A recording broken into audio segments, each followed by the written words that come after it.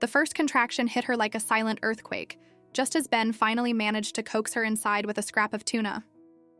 She'd been a shadow for weeks, this small smoke-gray wraith with eyes like tarnished amber, appearing at the edge of his overgrown backyard at dusk, vanishing before dawn.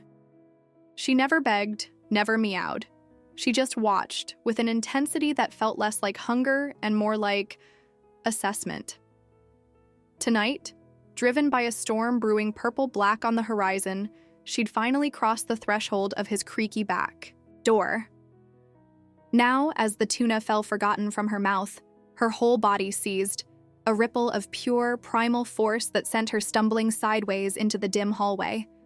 Her breath hitched, a strangled sound that wasn't quite a cry, more a gasp of profound, terrifying inevitability. Ben froze, the bowl in his hand suddenly alien, the familiar scent of his old house replaced by the sharp, wild tang of fear and impending life. He didn't think. He moved. "Easy, girl. Easy," he murmured, his voice thick with a panic he fought to control. Her eyes, wide and luminous, locked onto his. There was no pleading there, only a desperate, focused determination that hummed in the air between them. She wasn't asking for help. She was announcing something monumental. She staggered, another contraction visibly tightening her flanks, and bolted down the hall, away from the open kitchen, away from him. He followed, his socked feet silent on the worn hardwood, heart hammering against his ribs. Where was she going? She'd never been inside.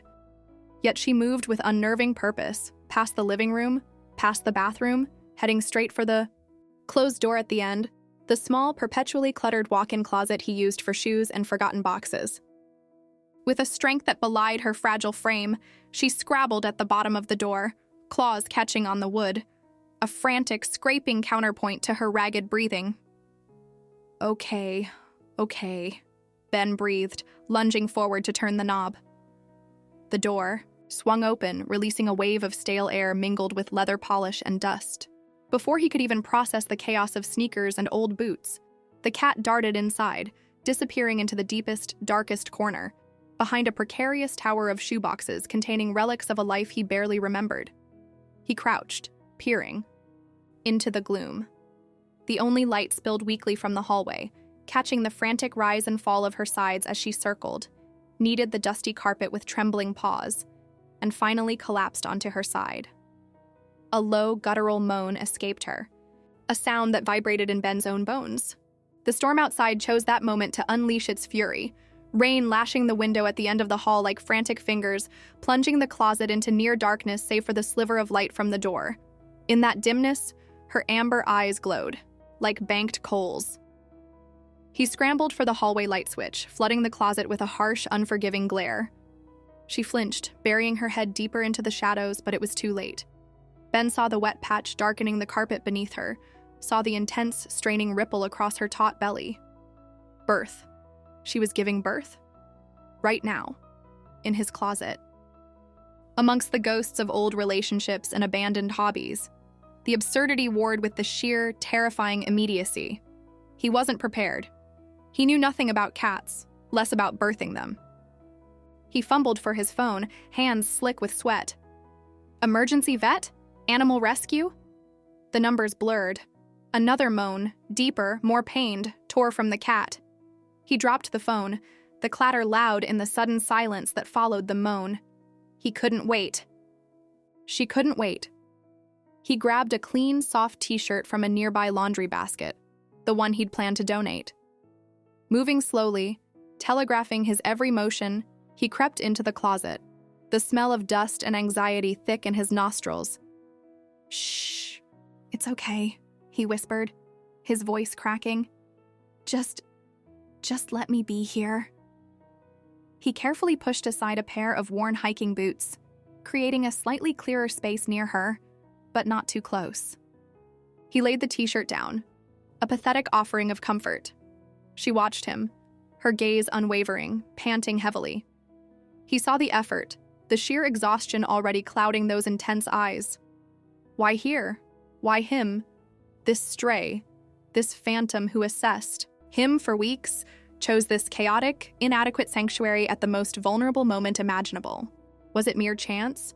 Or something else? Something her haunted eyes seemed to silently scream? The mystery coiled tighter than the contractions visibly gripping her body. The first kitten arrived with shocking suddenness. Slick and dark, a tiny, wriggling comma deposited onto the dusty carpet with a wet plop. The mother cat, her instincts overriding her fear, twisted with surprising agility, her rough tongue immediately rasping over the tiny form, clearing its airway with fierce, focused strokes. A thin, reedy mule pierced the air, impossibly small, yet defiantly alive. Ben let out a breath he hadn't realized he was holding, a shaky laugh escaping him. Relief washed over him, warm and dizzying. 1. Okay, they could do this. He watched, mesmerized, as the mother nudged the kitten towards her belly, her purr starting up, a low, gravelly rumble that seemed to vibrate the very air. It was a sound of profound relief, of primal connection. Ben felt an unexpected lump form in his throat. He'd witnessed life begin, raw and messy and magnificent, in his shoe closet.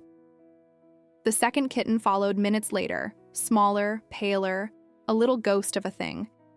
The mother repeated her ministrations, licking, nudging, purring. The rhythmic sound, the focused attention, created a fragile bubble of calm within the storm's fury outside and the lingering chaos of the closet. Ben dared to inch closer, mesmerized by the tiny lives squirming blindly. He noticed something then, half buried in the dust near the mother's hind leg. Not a kitten, a small, smooth object, dark and wet. His breath caught. Had she brought something in? He leaned forward, squinting. It looked like a river stone, worn smooth by water, about the size of a large marble.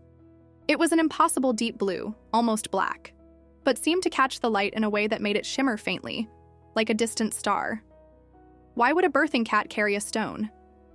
He reached out a tentative finger, but the mother cat, sensing his movement towards her space, let out a low, warning growl, her protective instincts flaring. He snatched his hand back. The stone, or whatever it was, remained a mystery, glinting dully in the dim light, another layer added to the enigma of this creature. The third kitten was harder. The mother strained, her moans turning sharper, more desperate. Minutes stretched, punctuated only by her labored breaths and the frantic mewling of the first two nestled against her. Ben hovered, helpless, the initial relief evaporating, replaced by a cold dread. He saw the exhaustion deepening in her eyes, the way her sides heaved with effort that yielded nothing. He remembered snippets of documentaries, the dangers of dystocia. His mind raced. The vet was miles away, the storm raging. He was utterly alone. "Come on, sweetheart," he urged, his voice thick with fear. "You can do it. Push." He didn't know if she understood the words, but she fixed her gaze on him again, that same unnerving intensity, as if drawing strength from his presence. Another agonizing minute passed. Then, with a final guttural cry that seemed to tear from her soul, the third kitten slid out, limp and still, too still. Panic, cold and sharp, sliced through Ben. The mother cat, despite her exhaustion, immediately began licking the tiny form, nudging it with her nose, her purr replaced by frantic, high-pitched chirps. But the kitten didn't move, didn't breathe. Ben acted on pure instinct. He gently scooped the tiny wet body into his cupped hands. It was cold, terrifyingly limp. He remembered a first aid course years ago, clearing the airway, stimulating breathing. With trembling fingers, he carefully wiped the tiny mouth and nose with the edge of the t-shirt, then rubbed its tiny back in small, firm circles, mimicking the mother's rough tongue. "Breathe," he whispered, a desperate prayer. "Please, little one, breathe." He glanced at the mother. She had stopped her frantic cleaning, watching him with those huge, ancient eyes, her entire being focused on the motionless scrap in his hands. Time stopped. The storm faded. The world narrowed to the cold weight in his palms and the silent plea in the amber eyes watching him. The first two kittens mewled weakly. The blue-black stone lay forgotten in the dust. The air hung heavy, thick, with the scent of blood and dust and the crushing weight of potential loss. Ben rubbed the tiny back, his own breath coming in shallow gasps, tears blurring his vision. Nothing. Stillness. A terrible, fragile stillness that threatened to shatter everything. The tiny body in Ben's hands remained terrifyingly still, a cold, wet weight that felt like failure incarnate. The mother cat's amber eyes, wide and unblinking, were fixed on his face, a silent scream echoing in the airless closet. Dust motes danced in the harsh overhead light, indifferent to the life, hanging in the balance. The frantic mewls of the first two kittens were a cruel counterpoint to the dreadful silence emanating from the scrap in his palms. Ben's own breath hitched, a sob trapped in his throat. He rubbed the tiny back with the soft t-shirt again. A desperate, rhythmic motion, his fingers trembling. Breathe. Please, just breathe. He leaned closer, blowing gently, softly, across the minuscule muzzle, mimicking the life-giving force he couldn't summon. Nothing. A wave of despair threatened to drown him. He glanced at the mother. Her gaze hadn't wavered. It wasn't accusatory. It was expectant. Deeply, profoundly expectant, as if she had placed her fragile faith entirely in these clumsy human hands. That unwavering trust, radiating from her exhausted, pain-racked body, pierced Ben's panic. He focused, not on the stillness, but on the potential for motion. He wiped the tiny mouth again, cleared the nostrils with the very tip of the t-shirt fabric. He rubbed the spine firmly, then the tiny chest, counting seconds in his head, a frantic, silent prayer. 1 second, 2, 3, 4, 5. A tremor, so faint he thought he imagined it. Then another. A tiny gasping spasm shook the limp form. A bubble of fluid appeared at the tiny nostrils. Ben held his breath, rubbing. Another gasp, wet and ragged. Then, a weak, reedy cry, thin as spider silk but unmistakably alive. The sound shattered the suffocating silence. "Oh, thank God," Ben breathed, the words escaping on a wave of pure, dizzying relief. Tears he hadn't realized were forming spilled over. He carefully lowered the now squirming kitten towards the mother. She surged forward, ignoring her own exhaustion, her rough tongue immediately taking over, rasping over the tiny body with fierce, possessive strokes, her low, rumbling purr restarting like a stuttering engine, then gaining strength. She nudged the third kitten fiercely towards her belly, alongside its siblings. Ben sank back onto his heels, his legs suddenly weak, the adrenaline crash leaving him trembling. He watched the little family, the frantic cleaning, the blind rooting, the mother's intense focus. He had witnessed death's shadow and pushed it back. The air, thick with the metallic scent of birth and dust, suddenly felt lighter, charged with a fragile, sacred energy. He reached out slowly, cautiously, and let his fingertips brush the mother's damp forehead. She didn't flinch. She leaned infinitesimally into the touch, her purr deepening for a fraction of a second before returning her full attention to her brood. It was a silent acknowledgement, a transfer of trust as profound as any spoken vow. The storm raged outside, but inside the cramped closet, a fragile peace descended, punctuated only by the kitten's mewls and the mother's contented purr. Ben brought water, placing the bowl carefully within her reach. He found clean towels, replacing the damp t-shirt with softer layers. He sat vigil, his back against the doorframe, watching the miracle unfold in the dim light. Exhaustion pulled at him, but the intensity in the mother's eyes whenever he moved kept him anchored. She trusted him, but she was watchful. Hours crawled by. The storm subsided to a gentle rain. Ben must have dozed, his head lolling against the wood. A sharp, distressed chirp jolted him awake. The mother cat was trying to nudge the third kitten, the one he'd saved, towards her teats. But the tiny creature, smaller and weaker than its siblings, seemed listless, its rooting feeble. The mother nudged again, more insistently, a low rumble of concern vibrating in her throat. The kitten barely responded. Ben saw the flicker of frustration, then confusion, then a terrible, heartbreaking resignation begin to cloud the mother's amber eyes. Instinct, honed by scarcity, whispered a brutal truth. Focus resources on the strong. No, Ben whispered, the word raw. He couldn't lose it now. not after everything. Moving with slow deliberation, he reached towards the struggling runt. The mother tensed, a low growl starting deep in her chest, her protective instincts warring with her practical despair. Ben froze, his hand hovering. He met her gaze. He poured every ounce of his intention into his eyes. "Let me help. I won't hurt them. I want to save this one too." Seconds stretched, thick with tension. The mother stared back, her pupils wide. Then, incredibly, the growl subsided. She didn't relax, but she didn't attack. She watched, wary but allowing. Ben gently scooped the tiny runt into his palm. It felt cooler than its siblings. Using a dropper he'd sterilized with boiling water, a frantic midnight improvisation, he carefully fed it kitten formula he'd miraculously found at the 24-hour gas station during a brief lull in the storm. The kitten latched weakly, swallowing tiny amounts. Ben repeated the process every hour, through the long, dark hours of the night, the mother cat watching his every move, her body a tense curve around her two stronger kittens. He saw the exact moment her wariness shifted to guarded acceptance, then to something akin to relief, as the runt began to gain strength, suckling more vigorously each time he placed it back near her. He slept in fits and starts on the closet floor, the mother eventually resting her head against his outstretched leg, the rhythmic rumble of her purr a lullaby woven from exhaustion and nascent trust. Dawn crept in, pale and watery, washing the paisar closet in a soft gray light.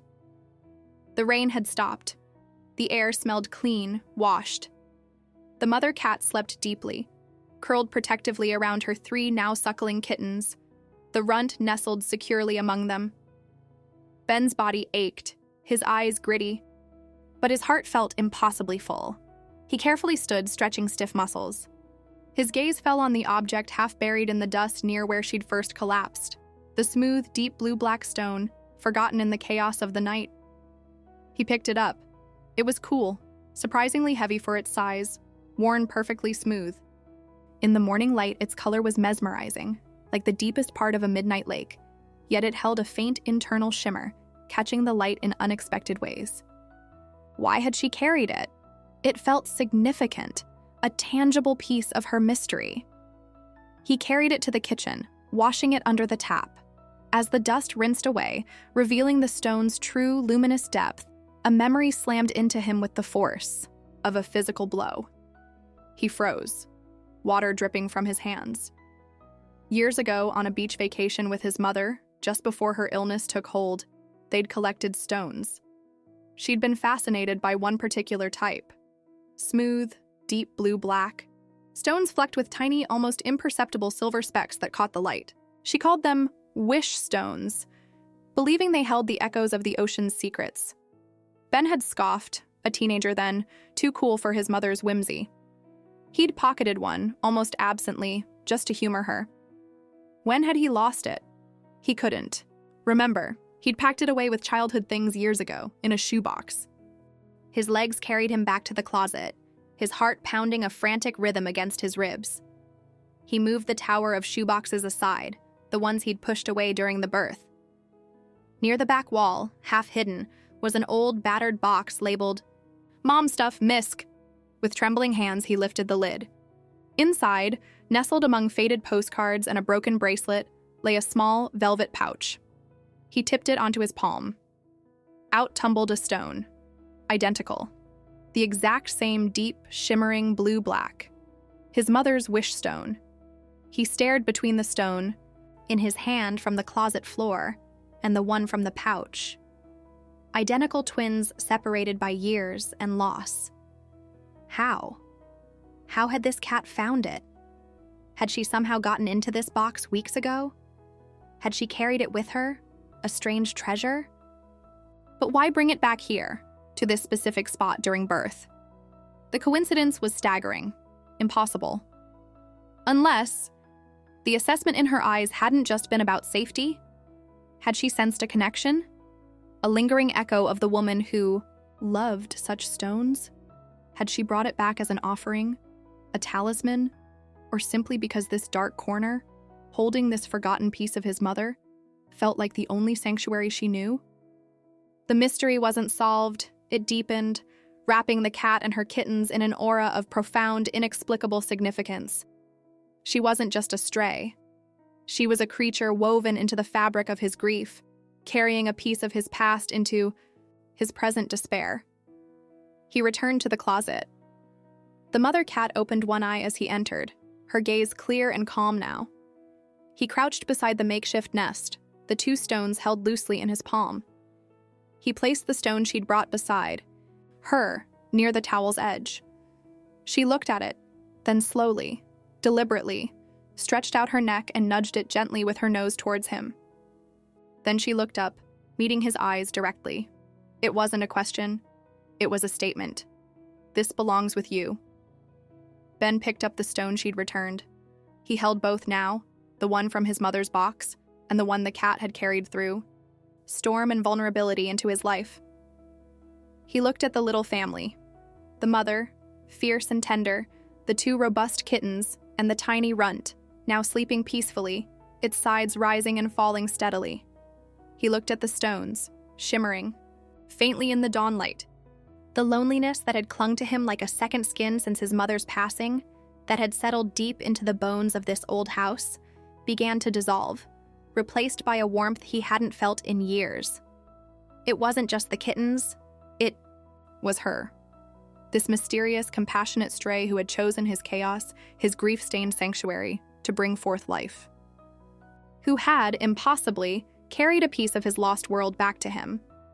He reached out and softly stroked the mother's head. She leaned into his touch, her purr a deep, resonant thrum that filled the quiet closet. Outside, birds began to sing, celebrating. The washed, clean world. Ben smiled, a real smile that started deep inside and reached his eyes. He knew with absolute certainty that they would never be alone again. The tiny lives nestled in the shoe closet, the watchful mother with her ancient eyes, they were his now, and he was theirs. The stray who arrived carrying a fragment of his past hadn't just brought him kittens, she'd brought him home.